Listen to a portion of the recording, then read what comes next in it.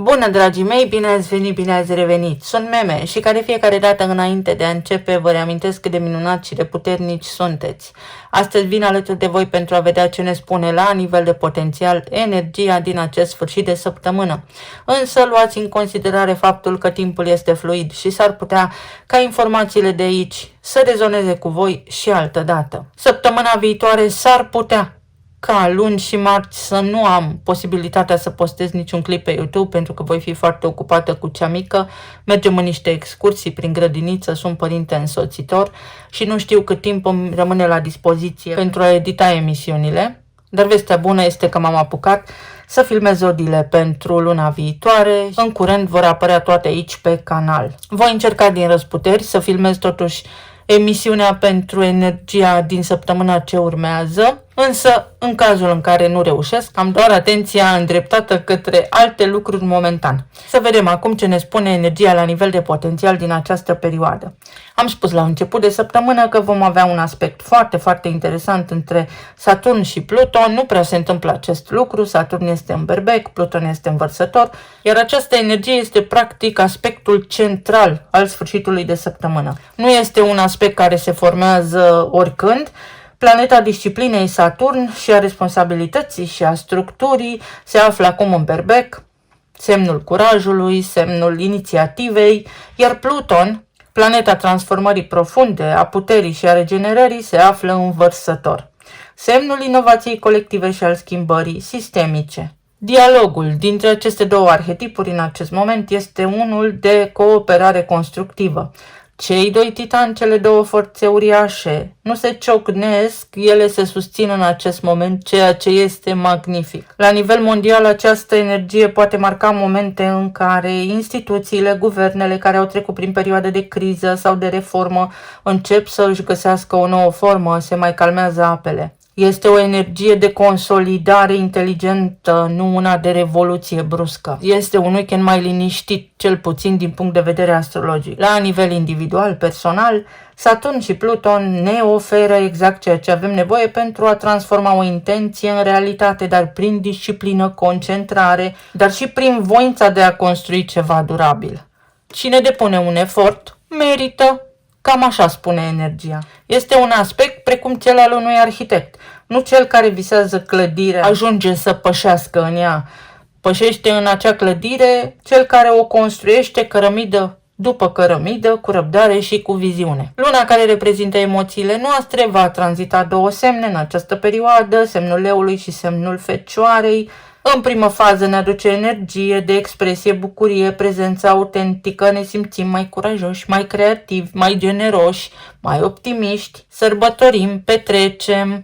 Ba chiar intervine și Neptun în toată această veselie și mai adaugă și un strat de inspirație creativă, inspirație spirituală, de empatie profundă. Chiar este o combinație destul de rară și de frumoasă. Însă, când luna intră în Fecioară, spre exemplu duminică, încercați să evitați totuși niște decizii majore sau să luați niște hotărâri care marchează începuturi importante. Pentru că energia se va schimba complet și va fi nevoie să fiți mai organizați, să gândiți mai ordonat, mai strategic, nu doar așa exuberant și jovial și în hohote de râs. Dar este foarte bine pentru că avem 2 zile pe sfârșit de săptămână. Într-una petrecem și în cealaltă strângem, facem curățenie după ce am petrecut. Nu este rău pentru că ne prinde săptămâna ce urmează pe curat, cu mintea liniștită și cu evidența gândurilor noastre. Nu ne poate surprinde nimic. Să vedem acum ce ne spune și oracolul. A început să plouă afară. Nu știu dacă vă ajută acest mesaj, dar este un fel de curățare. Aici avem o stare de indecizie și să permitem vieții să ne poarte pe traiectoria potrivită nouă. Asta înseamnă că s-ar putea să fie niște planuri pe care vi le-ați făcut și care se răstoarnă sau să nu știți ce să faceți, în ce direcție să mergeți, cu cine să vă vedeți, ce hotărâri să luați, de ce să vă ocupați și cumva să lăsați lucrurile să vină fluid, foarte lin, să faceți ce puteți pentru că un lucru duce la celălalt. Nu vă calculați discursul, spuneți cumva natural, inspirat așa ceea ce aveți pe suflet pentru că iese mai bine. Iar aici avem un cățeluș, protecție, Oh, ce frumos! Protecție din partea unui prieten. La nivel spiritual putem spune faptul că aveți protecție în luarea unor decizii sau că dacă, spre exemplu, nu sunteți atenți la volan, sunteți protejați. Ideal ar fi să fiți atenți la volan.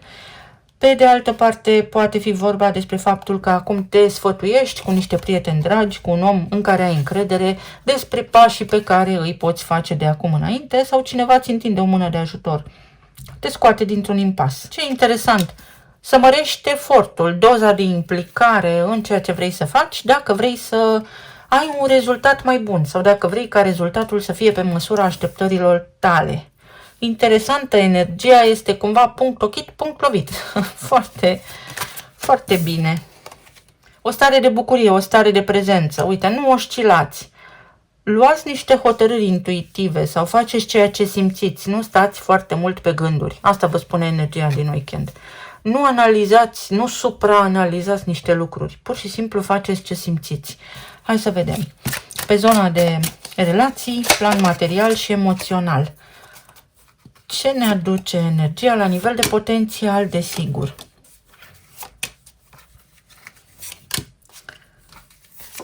Mâncare bună, petreceri, distracție, ieșiri în oraș. Ceva ce în mod normal să știți că oamenii nu fac. Presim că va fi un sfârșit de săptămână mai aglomerat și prin centrele comerciale și prin mall-uri. Ne auzim luni și vedem dacă așa a fost. Pe zona de relație a fost roata destinului, este roata destinului, 10 de monede, regina de bâte și 6 de spade. Exact ce spuneam, un weekend plin de distracție, de voie bună, un weekend în care ești înconjurat de familie sau un weekend în care poate pleci de lângă familia ta. Spre exemplu, dacă sunteți părinți și aveți responsabilități parentale, în acest weekend cineva vă ajută să stea cu copiii voștri pentru ca voi să puteți merge la o petrecere sau pentru ca voi să puteți ieși în oraș. Este un caz ipotetic, însă ceva de genul acesta se întâmplă. Cineva vă ține locul, cineva vă acoperă, vă sprijină, pentru ca voi să puteți fi acolo unde este necesar acum pentru starea voastră de bine. În altă ordine de idei, se întâmplă niște lucruri care îți pot schimba direcția. Adică, dacă tu nu ești hotărât, lasă că vor hotărâ alții pentru tine și să ai încredere în bunul gust al prietenilor tăi sau în bunul gust al partenerului tău de viață. Ai încredere, nu fi rigid, pentru că vei vedea. Este un sfârșit de săptămână cu bucurie, este un sfârșit de săptămână mai lejer, în care nu trebuie să faci robotic ceea ce îi face în mod normal. Poate fi vorba și despre faptul că vi se fac anumite propuneri și voi sunteți nehotărâți pentru că este prea complicat să ieșiți din casă sau plouă sau se întâmplă niște lucruri și nu aveți chef, dar nu este un motiv real. Să nu faceți ceea ce vi s-a pregătit. Și regele de cupe, după pofta inimii, exact așa voi pune și titlul, cred, după pofta inimii.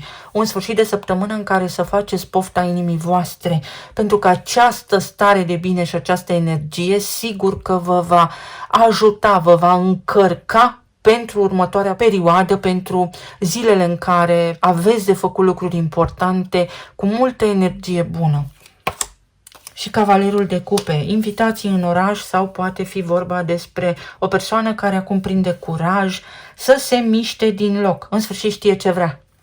Aici, cine a fost blocat, cine n-a știut ce vrea, cine a oscilat, cine a tot supraanalizat, s-a gândit, s-a răzgândit anumite lucruri, acum știe ce vrea.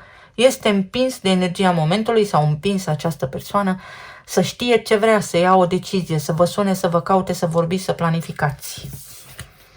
La nivel de plan material, 2 de cupe, regina de spade, 6 de cupe, pajul de cupe. Este un sfârșit de săptămână în care foarte mulți oameni vor spune: ok, trebuie să mai trăim și noi, trebuie să mai facem și noi niște lucruri.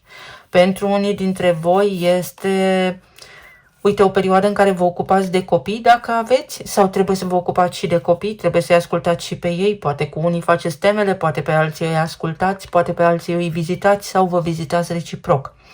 Pentru alții dintre voi este un moment de cugetare. cugetare în raport cu ceilalți, cugetare în raport cu colegii de la locul de muncă, cugetare în raport cu profesia voastră, cu rolul vostru de la locul de muncă. Îmi place sau nu-mi place? Mai fac asta sau nu mai fac asta? Vești bune și aici, spune cu sinceritate ceea ce îți dorești pentru că primești. Pot fi niște promoții, oferte promoționale, să vă cumpărați niște lucruri pe care le aveați voi salvate acolo pe lista de dorințe. Să mai iau aici o carte, pentru că este interesant acest weekend. Este jucăuș așa. Sunt oferte promoționale, ia să vedeți. Universul, numărul 7 și Scorpionul. Nu controla nimic. Voi, după ce termin de filmat zodiile, voi vorbi despre o tehnică din astrologie, Zodiacal Releasing se numește, care descrie viața noastră pe capitole, adică pe momente de ascensiune și pe momente de latență, așa pe scurt. Voi vorbi despre asta în viitor. Iar în acest moment, energia spune, lasă-te purtat. Ești pe un val, urcă-te pe val fără să controlezi deznodământul, fără să fie un stres dacă nu știi unde ajungi și ce urmează să faci. Deci pe zona financiară, chiar dacă ai niște calcule făcute, permiteți să te bucuri și de viață. Cât se poate, sigur că da, să crezi în imposibil. Poate unii dintre voi primiți niște premii, niște oferte de nerefuzat, sau să vă permiteți să fiți fericiți. Permiteți-vă în acest weekend să râdeți, pentru că toți oamenii la oaltă, dacă generează un egregor optimist, cu bucurie bună, în mentalul colectiv, lucrurile se pot schimba în direcții bune în viitor. Atenție, în altă ordine de idei, la scamatorii. Să nu credeți că tot ceea ce zboară se mănâncă. Fiți foarte atenți, foarte vigilenți. Deci energia vă cere și să fiți un pic raționali. La nivel emoțional, asul de monede, soarele, luna și 10 de spade. Un weekend în care vedeți soarele și nu neapărat pentru că iese el, se echilibrează ceva, ce a fost mai greu a trecut. Uite, este un weekend cu petreceri, cu voie bună. Un weekend în care vă simțiți mai liberi, mai ușurați, parcă nu vă mai stresează așa toată greutatea lumii pe spatele vostru. O ofertă, o invitație, o discuție, un potențial de creștere, încredere că ceva vă iese bine. 9 de monede, încredere că ceva vă iese bine. Voi singuri trebuie să aveți încredere că ceva vă iese bine. Steaua.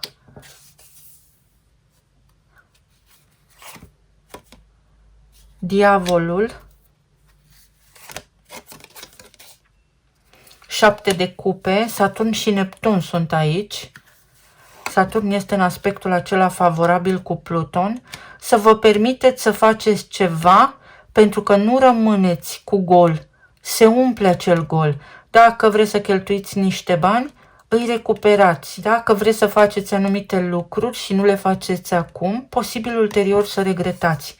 Dați-vă frâu liber imaginației și dorințelor, inimii și sufletului, desigur să fie unele corecte, loiale, mă rog, pentru că orice acțiune are și o consecință, pentru că vă veți bucura. Este o perioadă cu potențial de bucurie.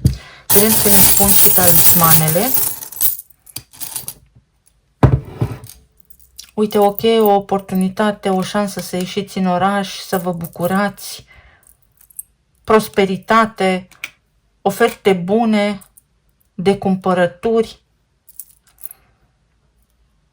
Lăsați frica deoparte, bucurați-vă, calculați și programați într-una. Permiteți-vă să fiți.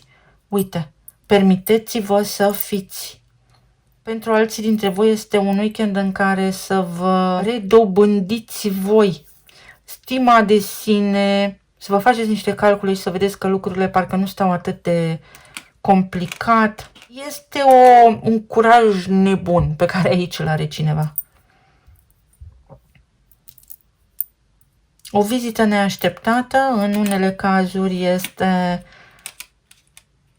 îndemnul energetic de a fi atipic, de a ieși din rutină. Ai experiență, uite, este un mic risc. Riscul acesta înseamnă, hai că nu se termină lumea. Ceva de genul acesta, îndrăznește, curaj, că nu se termină lumea. Și Fecioara. Duminică seara toată lumea își reintră în normal, da, este foarte bine, puteți face ordine în casă, puteți curăța, vă puteți face planuri, dar nu sâmbătă. Sâmbătă distrați-vă. Ocoliți niște reguli. Atenție la regulile de circulație, vedeți să nu vă rătăciți sau să fiți atenți la volan, dar în altă ordine de idei, ocoliți niște reguli.